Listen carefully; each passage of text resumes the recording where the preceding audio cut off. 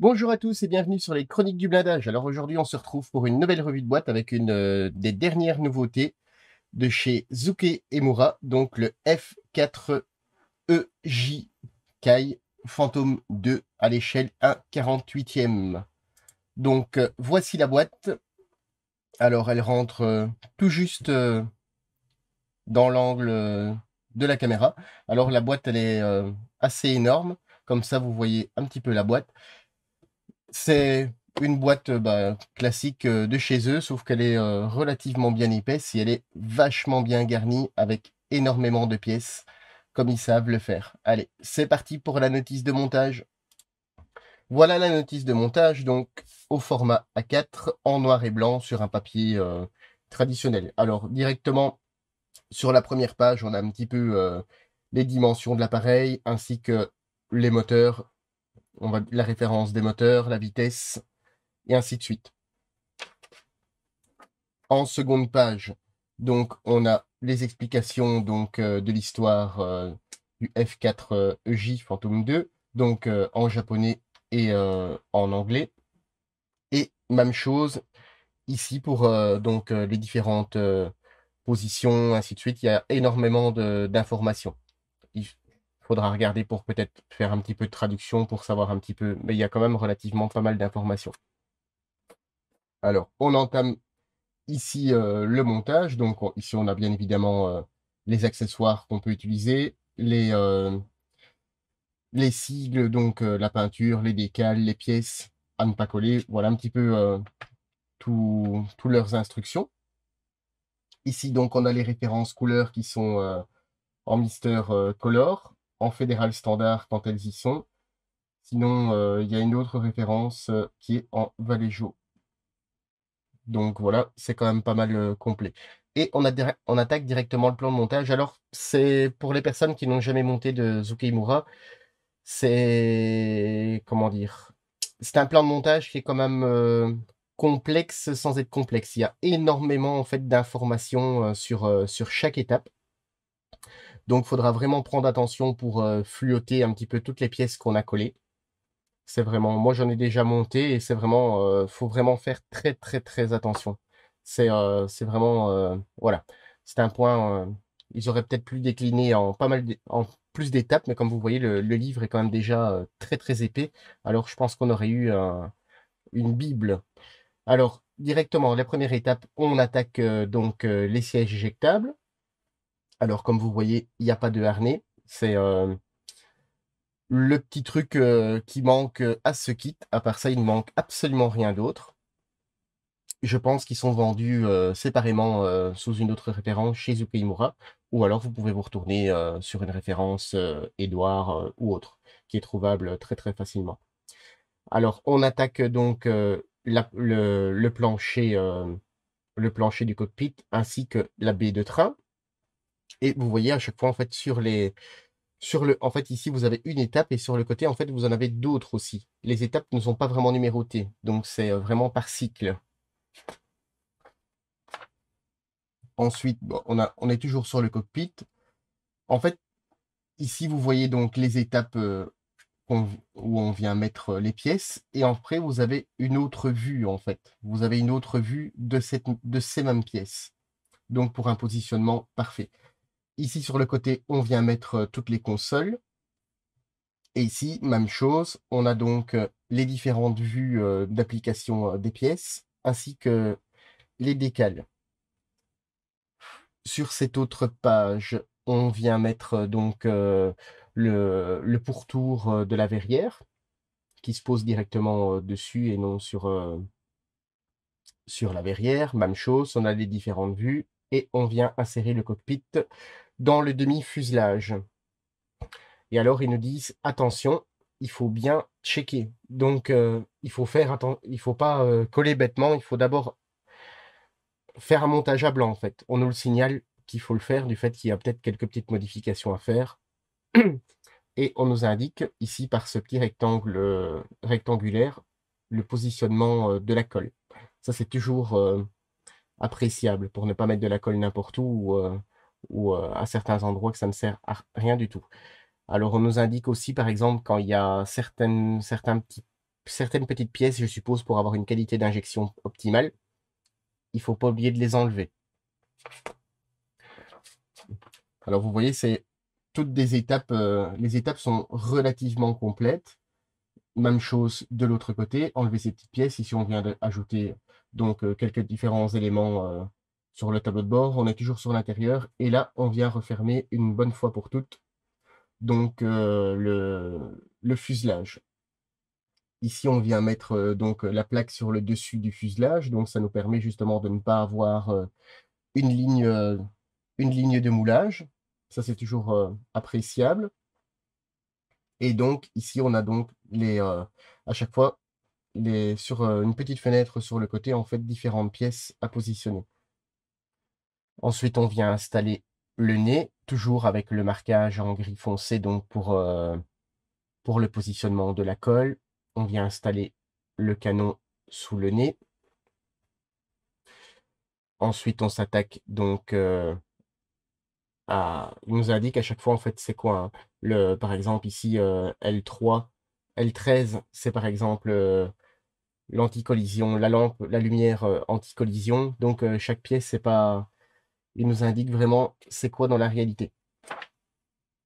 Ensuite, on vient s'attaquer aux réacteurs, qui sont relativement bien détaillés, même si c'est des pièces qu'on ne verra quasi plus. Si elles sont installées, du fait que Zukeimura nous propose aussi donc un petit chariot donc pour la présentation et on nous indique que c'est sur la grappe I, donc sur le côté des grappes ici, vous avez donc je dirais les lingots, enfin la structure du chariot pour le maintien du réacteur. Alors ici, on travaille sur le dessous de l'avion, donc on a plusieurs options, comme vous voyez, s'il faut percer des trous ou pas. On travaille sur les entrées d'air, avec l'ajout de quelques pièces. Vous voyez, c'est très bien découpé, hein. C'est un avion qui, comparé au Tamiya, en fait, il est un peu plus complexe. Il est certainement un peu plus détaillé aux parties où malheureusement on ne voit pas grand-chose. Alors, on a le positionnement des réacteurs. Vous voyez, ils sont pas droits pour ainsi dire. Et on vient donc à l'étape suivante refermer donc les ailes et installer les poulies de train. Et alors, ils nous disent, attention, ne pas confondre avec la pièce I21, qui est pour la partie gauche ou droite, donc de ne pas se tromper. Toujours avec cette vue donc sur le dessus, et on vient faire la même chose de l'autre côté. Ici, on vient compléter la baie de train avant, et on vient refermer donc l'appareil entier, donc le dessous et le dessus. Et ici, donc, on a toutes les vues de l'appareil. Donc voilà à quoi il doit ressembler pour avoir un collage parfait. Ensuite, on vient s'attaquer aux entrées d'air. Donc vous avez de part et d'autre les deux côtés. Donc c'est vraiment, en fait, ils doivent se lire dans ce sens-ci, pour le côté gauche et le côté droit. On travaille donc sur l'arrière, les sorties des réacteurs. Et ensuite, on vient aussi toujours installer donc les sorties de réacteurs. Et toujours, il y a vraiment toujours des petites attentions, en fait. Donc, on a le choix entre ouvert ou fermé. Ça, c'est plutôt pas mal au niveau de l'option. Et à chaque fois, on a les vues, on a les différentes vues dans comment ça doit se positionner. Donc ici, on a les volets qui sont en séparé. Même chose, on a les volets et alors on a deux positions de volets, donc droit ou déployé. Même chose, la vue arrière pour un collage parfait, pour ne pas se tromper. Ensuite, on vient donc travailler sur le bout d'aile repliable plutôt. On vient toujours travailler, même chose. On a donc, voilà, le papier est très très blanc, donc ça fait des reflets. Donc ça c'est vraiment très très bien conçu, hein, parce qu'on a vraiment, en fait, à chaque fois c'est vu pour ne pas se tromper. Alors, même chose pour donc les bords d'attaque. Les bords d'attaque, on a deux positionnements possibles. on vient installer donc la perche d'avitaillement, je pense, que ça se dit. Même chose, à chaque fois, toutes les différentes vues, on va dire latérales, un peu en oblique et arrière. Ici, on vient travailler donc sur les stabilos arrière avec leur système à géométrie variable. Et on nous explique, voilà, dans quelle position ils peuvent être mis. Donc avec un angle de 23 degrés, comme ici. Et après, à vous de voir dans quelle position vous voulez le faire. Alors ici, on passe donc sur les trains d'atterrissage avant. Vous voyez, c'est quand même très très bien détaillé, hein. Alors on nous signale, attends, voilà, il y a toujours des attentions pour ne pas oublier le positionnement. On travaille toujours dessus. En fait, c'est une étape qui est déployée en 6 étapes, on va dire, principales, hein. Ici, on a donc le projecteur avant, que lui aussi est parfaitement détaillé.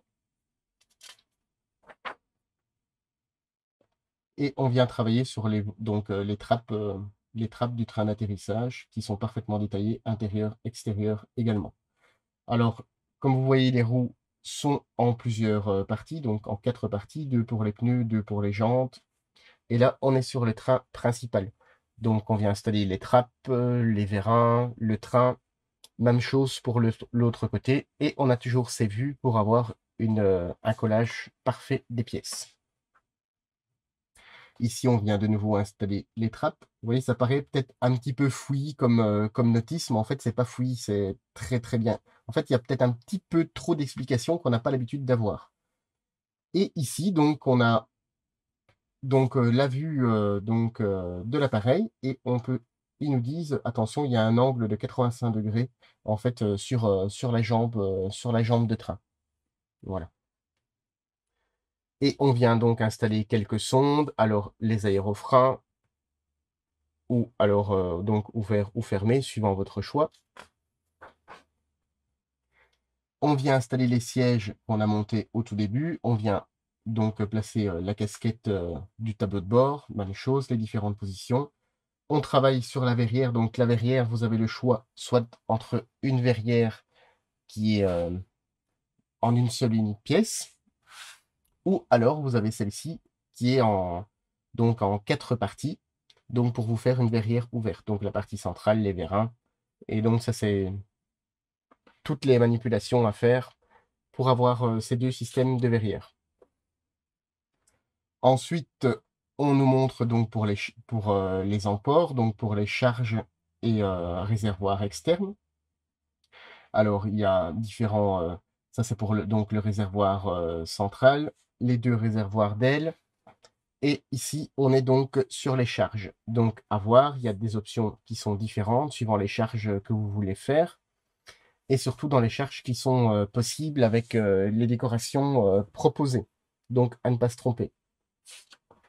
Et on arrive au bout du montage. Vous voyez, il y a donc, pour ainsi dire, presque 41 étapes de montage. Ici, donc, on est sur le CM Pod. Et donc, notre appareil est complet. Et en plus de ça, ce qui est pas mal, c'est que Zoukei-Mura propose aussi donc une échelle. Donc, si vous voulez le faire stationner avec l'échelle, elle est fournie avec. Et ça, c'est pas mal. Alors, ici, vous avez donc l'ensemble des grappes. Donc, on en a 1, 2, 3, 4, 5, 6, 7, 8, 9, 10, 11, 12, 13, 14, 15 grappes. On a 15 grappes. Et comme vous voyez, il y en a certaines, on n'utilise pas beaucoup de pièces parce qu'en fait, Zoukei-Mura, ils ont déjà sorti quand même pas mal de versions du fantôme. Et principalement, donc, sur la grappe A, c'est là qu'il y a de grosses nouveautés. Donc, on va voir un petit peu tout ça. Vous avez vu, c'est un beau petit livre pour, voilà, pour vous monter cet appareil. On passe aux grappes. Alors, avant les grappes, j'allais oublier donc de vous montrer. Alors, c'est la décoration qui est disponible en fait dans la boîte. Il n'y a qu'une seule et unique décoration. Donc, c'est le F4 EJ Kai. du 302e Squadron en 2009. Alors, il n'y a qu'une seule décoration possible. Je ne sais pas, à vous peut-être de voir si vous voulez faire d'autres décorations. Je la trouve plutôt jolie. Alors, on a une double feuille A4 en papier glacé où on nous indique vraiment tous les décals à poser ainsi que les références couleurs. Alors, elle est recto verso. Comme vous voyez, il y a énormément de stencils. Alors, même chose, il y a toujours des petites remarques à faire attention. Ici, vous avez donc les codes couleurs. Vous avez aussi donc, ça, je pense que c'est mis aussi sur la notice, mais vous avez des, comment dire, des décals à poser sur les sièges éjectables, c'est indiqué ici, et sur les aérofreins aussi. Alors voilà une des grappes, je dirais, principales, donc qui comprend les deux demi-fuselages. Et là, il y a pas mal de nouveautés, puisque au niveau, quand le kit est sorti, il y avait, voilà, il y avait un problème de forme en fait sur l'arrière qui a été rectifié. Donc, les formes sont au plus juste. Voilà, maintenant, je n'ai pas de pied à coulisse ni de vrais fantômes à la maison pour pouvoir vérifier, mais du moins, ça a été rectifié. On va voir ça de plus près. Alors, au niveau des détails, vous voyez, voilà, c'est très très joli. Alors, c'est rifté où ça doit être rifté.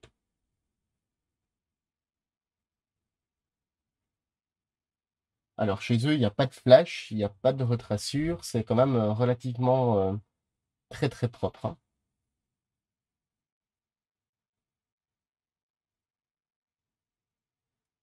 Alors, il y a une toute petite ligne de moulage ici, c'est le seul petit truc que j'ai vu.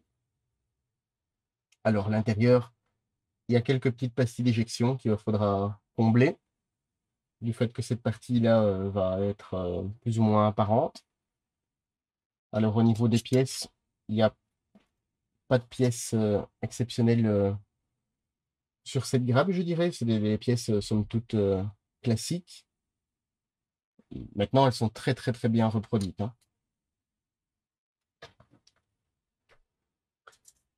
Ici, on est donc sur une deuxième grappe. Donc, on va faire les grappes les plus grandes. Donc, ici, qui comportent les ailes, les bords d'attaque, les stabilos et la partie inférieure de l'appareil.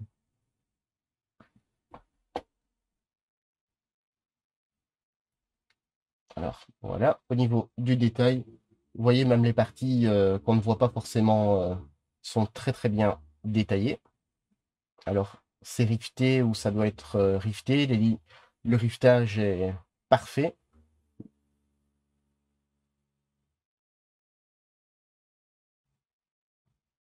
Oui, c'est très très joli.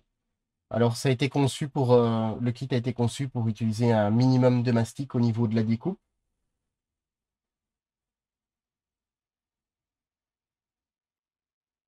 Oui, les lignes sont très très belles, elles sont pas trop prononcées.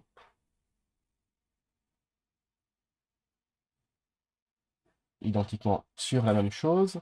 Alors, l'intérieur, on a l'intérieur des baies de train, comme vous voyez, c'est détaillé aussi. L'autre côté, voilà. On passe à une autre grappe. Alors, on a une grappe ici qui est spécifique aussi au J, donc avec les planches de console ainsi que le cône de radome. Donc, on va voir ça de plus près. Alors, c'est très très beau. Il n'y a pas de ligne de moulage puisque les lignes doivent rester. Sans doute une question d'aérodynamisme. Alors, les planches de bord, vous voyez, elles sont pas en photo-découpe, elles sont apposées, il a une décale apposée, mais elles sont vraiment très très très jolies. Alors, la casquette de tableau de bord, vous voyez, c'est très très bien représenté. Les consoles latérales, pardon, ça vaut de la photo-découpe, quoi, hein. De l'autre côté, bien évidemment, il n'y a rien. Mais je vous le montre je vous le montre quand même. Alors, vous voyez, même les plus petites pièces sont très très jolies, hein. Alors ça, c'est l'arrière du croupion qui est spécifique à cette version.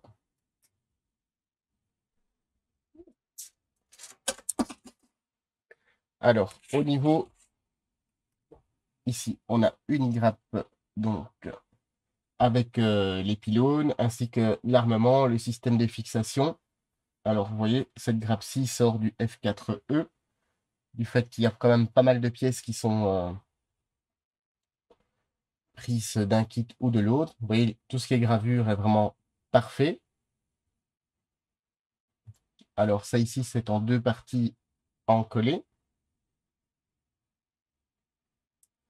Même les plus petites pièces, donc les maintiens de charge, sont très très bien réalisés. Ici, on est en une seule pièce.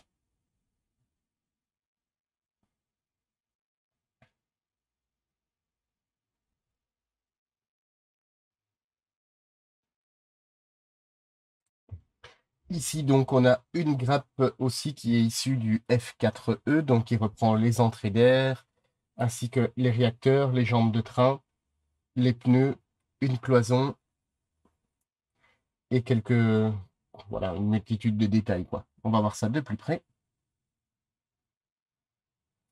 Alors, au niveau des réacteurs, vous voyez, c'est somme toute déjà très très bien détaillé. Alors, les entrées d'air, elles sont ici. Réacteur, la deuxième partie. Alors, ici à côté, on a la jambe de train. Alors, bien évidemment, il y a une petite ligne de moulage qu'il faudra éliminer, mais elle est relativement bien détaillée. Alors, ici, on a donc les deux possibilités de sortie des réacteurs, donc ouvert ou fermé. Ici, on a l'intérieur du réacteur, donc de la turbine. Ici, on a donc les pneus en 2 parties, l'intérieur des baies. On va regarder de l'autre côté. Alors, ici, vous voyez, sur les entrées d'air, il y a quelques petites pastilles d'éjection, mais elles sont vraiment toutes petites. Même chose pour l'intérieur du réacteur, il y a une petite pastille d'éjection. Elle est pas vraiment prononcée, donc avec un stylo en fibre de verre, ça va partir tout seul. Alors, les jambes du train principal, comme vous voyez, une petite pastille d'éjection et une petite ligne de moulage, mais la qualité, honnêtement, le détail est là, hein. Ici, on a une petite pièce qui vient se mettre dans la baie de train avant. Vous voyez, au niveau de la finesse, c'est très très fin, hein. Ici donc, on a donc les dérives. Alors, le dessus du fuselage qui vient compléter, donc justement pour avoir le positionnement, pour ne pas faire de masticage sur le dessus. Et voilà, plein d'autres pièces ainsi que les jantes. Voilà, on va voir ça de plus près. Alors, on a donc le dessus de l'appareil, donc de la bosse. Vous voyez, c'est très bien moulé, c'est très bien rifté. Donc, on a les pylônes, également la même chose. Ils sont en une seule pièce, comme vous voyez. Donc là, il n'y aura pas d'encollage à faire, ni rien du tout. On passe sur donc les stabilisateurs arrière, typique du Fantôme, cette partie avec tous les riftages, en une seule pièce également. Ici, donc, on a les jantes. Elles sont très très belles aussi. Je pense pas que ça vaut la peine de les changer par de la résine, parce que je trouve qu'elles sont vraiment très très jolies. Alors, une plus petite grappe donc, qui comporte les volets, qui sont en 2 parties, avec donc le double système de maintien. Donc, si vous voulez les faire ouverts ou fermés, ça c'est à votre choix. Alors, c'est une pièce qui est relativement bien moulée aussi, hein, je veux dire, c'est, on va pas, je vais peut-être pas faire un zoom sur toutes les pièces, mais c'est très très joli. Alors, Ici, donc, les réservoirs, vous avez deux grappes comme ceci. On va en regarder une. Donc, on a réservoir ainsi que missile. Voilà. Alors ici, ils sont en deux parties, bien évidemment. Alors, même chose, c'est très bien moulé, c'est bien gravé, les détails y sont. Je pense pas qu'il doit manquer grand-chose. Les ailerons des missiles sont très très bien appréhendés avec le biseau. Alors, ils sont en une seule pièce, donc il y aura une petite ligne de moulage à éliminer. Mais on ne devra pas mastiquer, ça c'est déjà su. Ça c'est déjà une bonne chose. Alors, cette grappe-ci, la grappe N, donc elle est aussi en double. Là donc on a donc les ailerons, on a d'autres missiles ainsi que l'échelle. On va voir ça de plus près, aux plus petites pièces. Alors vous voyez, c'est très très joliment moulé, il n'y a pas de, il n'y a pas de bavure, rien du tout. Vous voyez par exemple l'échelle, elle est très très belle, elle est très très fine. Alors il y en a deux, c'est pas mal parce que si je... le plastique n'est pas est quand même très résistant, je trouve. C'est un plastique assez dur. Vous voyez, tout est top, hein. Le kit comporte énormément de pièces, mais en règle générale, ça se monte quand même relativement bien si on suit correctement les étapes de construction. Alors ici, donc, je vais la mettre à l'endroit. On a une autre grappe donc qui, elle, comporte donc le plancher du cockpit ainsi que une partie de la baie du train principal ainsi que les sièges éjectables. On va voir ça de plus près. Hop là. Voilà. Donc ici, on a les côtés du siège qui sont très très jolis. On a donc les assises et dossiers. Vous voyez, il y a l'effet matelassé qui est représenté. Ça, c'est très très bien fait aussi. On n'a pas une pièce toute plane. Ici, le dessus du siège éjectable avec les deux manettes. Alors, c'est très très fin. On a la cloison. Je ne sais pas si vous voyez, elle est rivetée aussi, donc la cloison interne. Ici, donc, on a les diodes, on va dire, je ne sais pas si c'est éclairant ou si c'est des catadioptres qui sont sur le côté de l'appareil. Alors ici, on a l'intérieur donc de la verrière avec le câblage et l'autre côté du siège.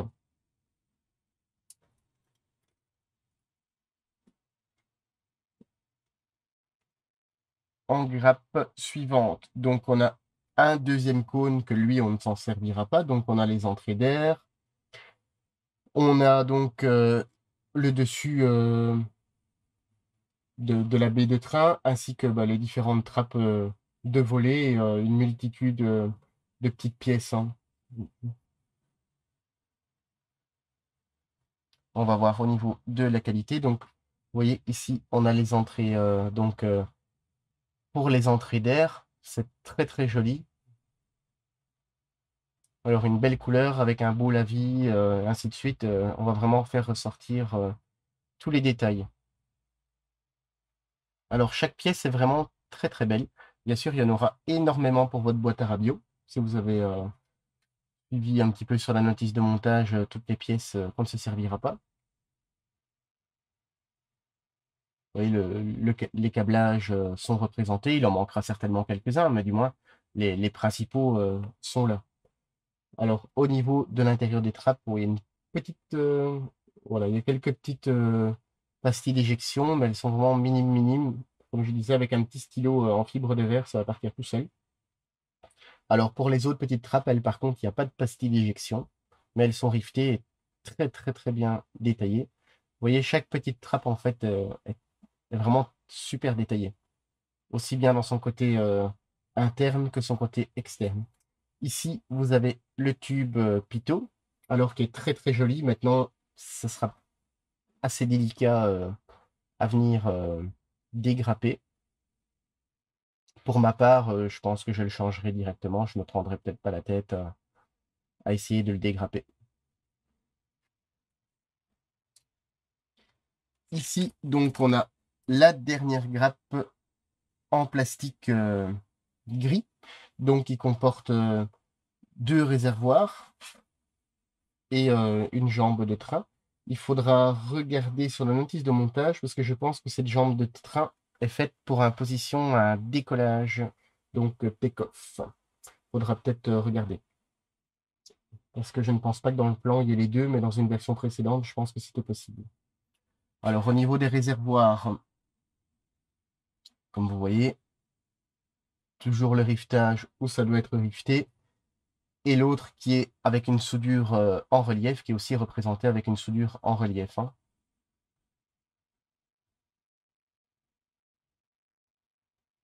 Alors ici, on a la perche d'appontage.